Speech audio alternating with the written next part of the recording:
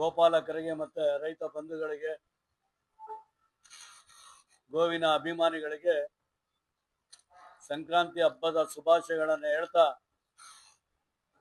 ಪ್ರತಿ ವರ್ಷದಂತೆ ಈ ವರ್ಷವೂ ಸಹ ಮೈಸೂರು ನಗರ ಗೋಪಾಲಕ ಸಂಘದ ವತಿಯಿಂದ ಮತ್ತು ಪಶುಪಾಲನಾ ಇಲಾಖೆ ವತಿಯಿಂದ ಜಂಟಿ ಆಶ್ರಯದಲ್ಲಿ ಕರ್ನಾಟಕ ರಾಜ್ಯ ಮಟ್ಟದ ಅಧಿಕ ಹಾಲು ಕರೆಯುವ ಸ್ಪರ್ಧೆಯನ್ನು ಮೈಸೂರು ನಗರದ ಜೀವಣ್ಣ ರಾಯನಕಟ್ಟೆ ಜೆಕೆ ಗ್ರೌಂಡ್ಸ್ ಮೈದಾನದಲ್ಲಿ ದಿನಾಂಕ 23ರಿಂದ 25ರವರೆಗೆ ಕಾರ್ಯಕ್ರಮವನ್ನು ಹಮ್ಮಿಕೊಂಡಿದ್ದೇವೆ.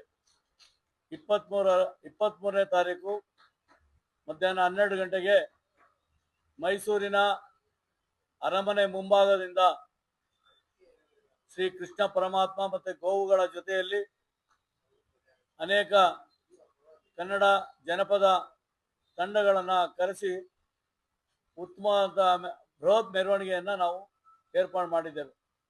ಈ ಮೆರವಣಿಗೆಯನ್ನು ಕರ್ನಾಟಕ ರಾಜ್ಯದ ಧೀಮಂತ ಮುಖ್ಯಮಂತ್ರಿ ಸಿದ್ದರಾಮಯ್ಯನವರ ಸುಪುತ್ರ ಡಾಕ್ಟರ್ ಯತೀಂದ್ರ ಸಿದ್ದರಾಮಯ್ಯನವರು ಉದ್ಘಾಟನೆ ಮಾಡಿದ್ದಾರೆ.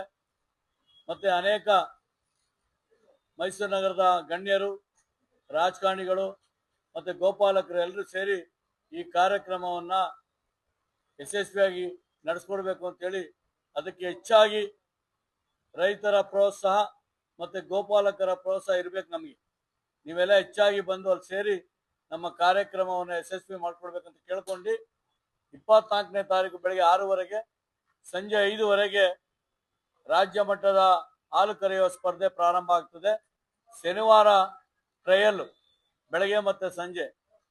ಅದು ಹಾಲನ್ನು ನಾವು ಗಣನೆಗೆ ತೆಗೆದುಕೊಳ್ಳುವುದಿಲ್ಲ. ಭಾನುವಾರ ಬೆಳಗ್ಗೆ 6ವರೆಗೆ ಸಂಜೆ 5ವರೆಗೆ ಕರೆದಂಥ ಹಾಲನ್ನು ಹಾಲಿನ ಮಾಲೀಕರಿಗೆ, ಹಸುವಿನ ಮಾಲೀಕರಿಗೆ, ಯಾವ ಹಸು ಹೆಚ್ಚು ಹಾಲು ಕೊಡುತ್ತದೆ ಅಂತ ಹಸುವಿಗೆ ಮೊದಲನೇ ಬಹುಮಾನ 1.5 ಲಕ್ಷಗಳು ಮತ್ತು ಟ್ರೋಫಿ, ಎರಡನೇ ಬಹುಮಾನ 1 ಲಕ್ಷ ಮತ್ತು ಟ್ರೋಫಿ, ಮೂರನೇ ಬಹುಮಾನ 75,000 ಮತ್ತು ಟ್ರೋಫಿ, ನಾಲ್ಕನೇ ಬಹುಮಾನ 50,000 ಟ್ರೋಫಿ, ಐದನೇ ಬಹುಮಾನ 25,000 ಮತ್ತು ಟ್ರೋಫಿ. ವಿಜೇತರಾದವರಿಗೆ ನಮ್ಮ ಮೈಸೂರು ನಗರ ಮತ್ತು ಜಿಲ್ಲೆಯ ಉಸ್ತುವಾರಿ ಸಚಿವರಾದಂಥ ಮಾದೇವಪ್ಪನವರು, ಪಶುಸಂಗೋಪನೆ ಮತ್ತು ರೇಷ್ಮೆ ಸಚಿವರಾದಂಥ ಶ್ರೀಯುತ ಕೆ ವೆಂಕಟೇಶ್ ಅವರು, ಮತ್ತು ಈ ಕ್ಷೇತ್ರದ ಚಾಮರಾಜ ಕ್ಷೇತ್ರದ ಜನಪ್ರಿಯ ಶಾಸಕ ಅಂತ ಶ್ರೀ ಹರೀಶ್ ಗೌಡ್ರವರ ನಾಯಕತ್ವದಲ್ಲಿ ನಡೆಯುತ್ತಿರುವಂಥ ಈ ಕಾರ್ಯಕ್ರಮ, ಅವರ ಅಧ್ಯಕ್ಷತೆಯಲ್ಲಿ ಸಚಿವರು ಅವರು ಸಹ ಈ ಕಾರ್ಯಕ್ರಮದಲ್ಲಿ ಭಾಗವಹಿಸುತ್ತಿದ್ದಾರೆ. ಅನೇಕ ಪಕ್ಷದ ಮುಖಂಡರುಗಳು, MLAಗಳು ಮತ್ತು ನಮ್ಮ ಗೋಪಾಲಕ ಸಂಘದ ಎಲ್ಲ ಸದಸ್ಯರು ಸೇರಿ ಈ ಕಾರ್ಯಕ್ರಮದಲ್ಲಿ ಭಾಗವಹಿಸುತ್ತಿದ್ದಾರೆ.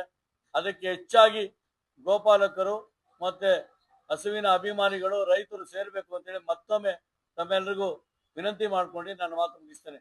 ಈಗ ನಮ್ಮ ಗೋಪಾಲಕ ಸಂಘದ ಕಾರ್ಯದರ್ಶಿಗಳಾದಂಥ ಶ್ರೀಯುತ ಜಯದೇವ್ರವರು ಅವ್ರು ಮಾತಾಡ್ತಾರೆ. ಜಯದೇವ್ ಅಂತ, ನಾನು ಮೈಸೂರಲ್ಲಿ ಒಂದು ಆಕ್ಷನ್ ಎಕ್ಕಸ್ ಅಂತ ಹೇಳಿ ನಮ್ಮದೇ ಸ್ವಂತವಾದ ಡೈರಿ ಮತ್ತು ಅದರ ಹಾಲಿನ ಉತ್ಪಾದನೆಗಳು ಅಂದರೆ ಪ್ರಾಡಕ್ಟ್ಸ್ಗಳನ್ನ ಮಾಡ್ತಾ ಇದ್ದೀವಿ. ಈಗ ಗೋಪಾಲ್ ಸಂಘದ ಕಾರ್ಯದರ್ಶಿಯಾಗಿ ಕೂಡ ಇದ್ದೀವಿ. 23ನೇ ತಾರೀಕು ಇಂದ ನಮ್ಮ ಮೈಸೂರಲ್ಲಿ ನಡೀತಿರೋದು ಸ್ಟೇಟ್ ಲೆವೆಲ್ ಅಂದರೆ ರಾಜ್ಯ ಮಟ್ಟದ ಅಧಿಕ ಹಾಲು ಕರೆಯುವ ಸ್ಪರ್ಧೆ. ಈ ಸ್ಪರ್ಧೆಗೆ ನಮಗೆ ಹೈನುಗಾರಿಕೆ ಅಂತ ಹೇಳಿದ್ರೆ ಮೊದಲನೇ ಹೆಸರು ಕರ್ನಾಟಕದಲ್ಲಿ ಜಾಸ್ತಿಯಾಗಿ ಮೊದಲಿನಿಂದ ಬರ್ತಿರೋದು ಮೈಸೂರು ಅನ್ನೋದ್ರೆ ಹೈನುಗಾರಿಕೆ ಮಾಡ್ತಿರೋರು ಹಸುಗಳು ಅಂದ್ರೆ ಮೈಸೂರು ಅಂತ ಹೇಳ್ತಾ ಇದ್ದ ಜಾಗ. ಅದರಿಂದಾಗಿ ನಮ್ಮ ಎಲ್ಲಾ ರೈತರುಗಳು, ಕರ್ನಾಟಕದಲ್ಲಿರೋ ರೈತರು, ಕರ್ನಾಟಕದಿಂದ ಆಚೆ ಇರೋ ರೈತರುಗಳಿಗೂ ಸಹ ಎಲ್ಲರೂ ಈ ಸ್ಪರ್ಧೆಗೆ ಬಂದು ಈ ಸ್ಪರ್ಧೆಯನ್ನ ಭಾಗವಹಿಸಿ ಅಧಿಕವಾಗಿ ಜನಗಳು ಸೇರಿ ಡೈರಿ ಅಂದ್ರೆ ಏನು, ಡೈರಿ ಬಗ್ಗೆ ತಿಳ್ಕೊಂಡು, ಹಸುಗಳ ಬಗ್ಗೆ ತಿಳ್ಕೊಂಡು, ಉತ್ತಮವಾದ ಹಾಲು ಕೊಡೋ ಹಸುಗಳು ಬರ್ತಾ ಇರೋದ್ರಿಂದ ಹಸುಗಳು ನೋಡಕ್ಕೂ ಮೊದ್ಲು ತರ ಬೇರೆ ರಾಜ್ಯಕ್ಕೆ ಹೋಗೋದ್ ಬೇಕಾಗಿಲ್ಲ.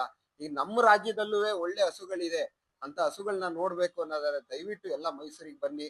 ಈ ಸ್ಪರ್ಧೆ ಅನ್ನೋದ್ಕಿಂತ ಒಂದು ಕೂಟ, ಇದು ಒಂದು ಸಂತೋಷದ ಕೂಟ.